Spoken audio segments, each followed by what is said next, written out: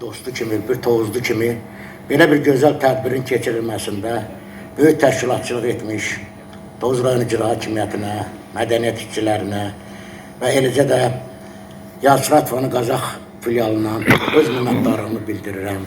Və eləcə də Tovuz Xeyriyyə Cəmiyyətinin xüsusi dəstəyi var. Bütün bizim tədbirlərdə, kitablarımızın nəşrində.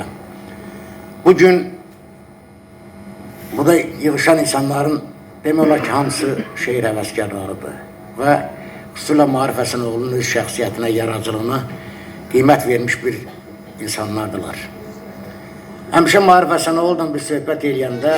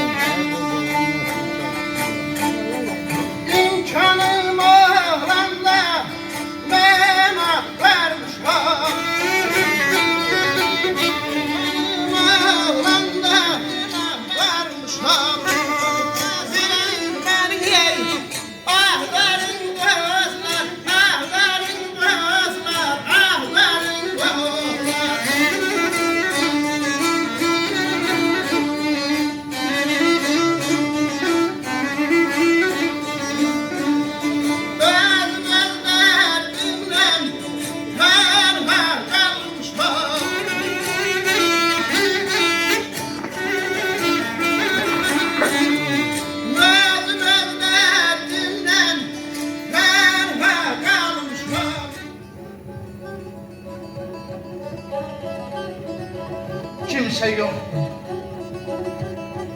Kimse yok yakın silmeye. İnsaftı mı? Gözü, gönlü, dünya. Anasız kal diye. Anasız kal diye. Yetim kal diye. Göresen kim bana? Qarğadı ana. Göresen kim bana? Qarğadı ana.